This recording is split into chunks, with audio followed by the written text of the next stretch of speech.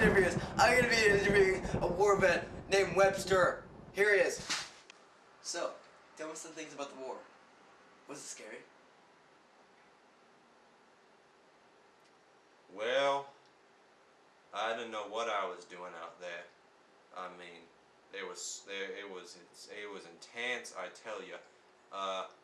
There was people screaming.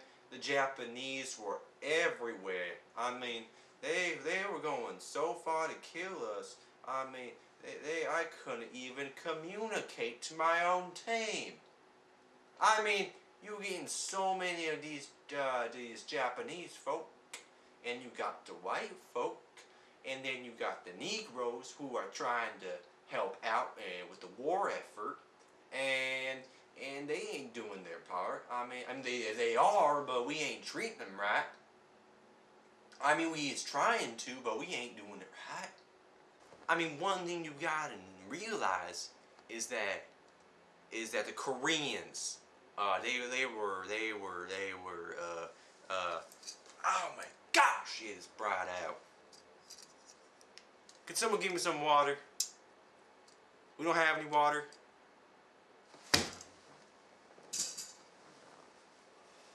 Let me go over there. You in my personal space. So one thing that it's hot in here. Is there room conditioning? Yes. Ask me some questions. Did you lose some of your friends? Well, I didn't really have any friends in the first place. I mean, I got his name was, what was his name? It kills me, I can't remember his name. His name was Robert E's, Tennessee, in Kentucky. Why is you laughing, boy? Larry. Go on. Did you ever... It isn't finished yet. Tennessee died because Kentucky killed him. Robert Lee. Was Robert E or Robert Lee? I can't remember things! That's... Robert E died because he got shot in the leg, then had it amputated, then he bled out. It was me. We were called the Penguin Company. Not Penguin Company. God dang, what animal were we? We were the Rhinoceros Company. And we were the best out there. We were rhinos. We stabbed them Asians, them Puerto Ricans. I don't know what we were killing. It was all the same thing. I mean, they were all animals. I mean, is this going live on TV or what?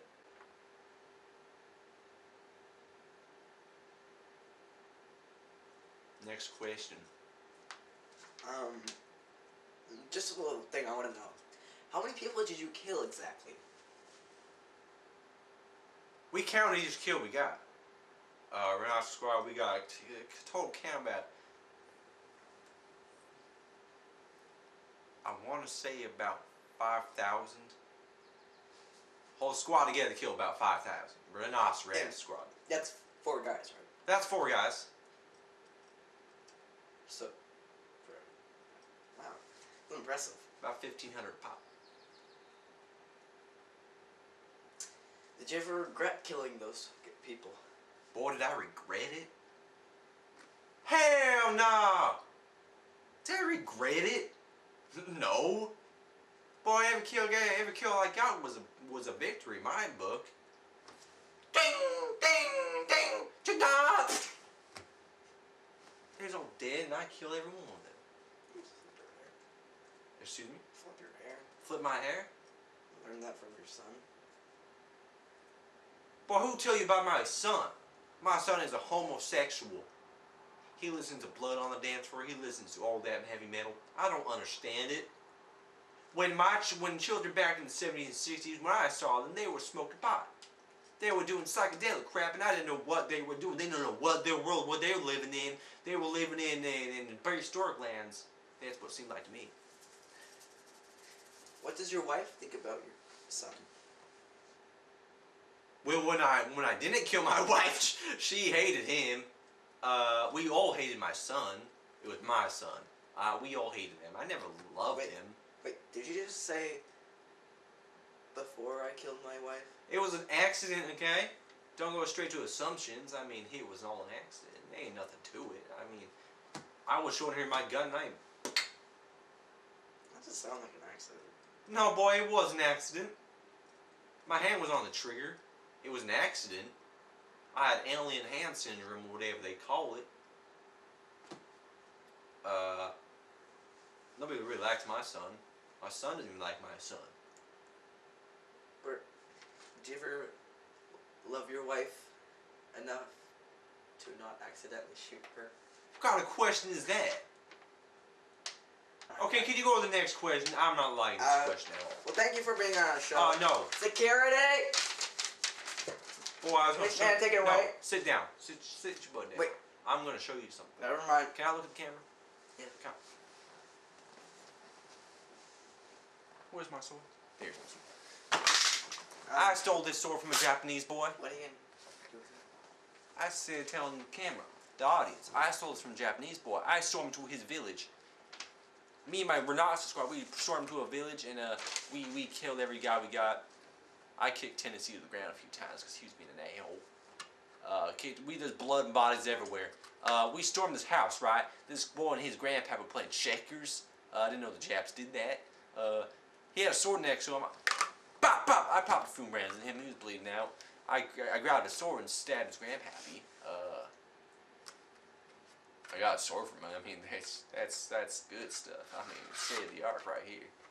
Did anybody know your wife died?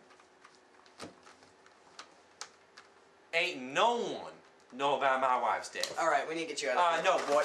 No.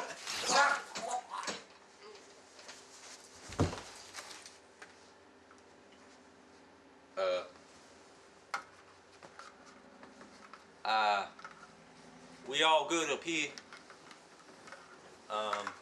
That's the end of the show. Interviewz is canceled forever now. Thanks for watching.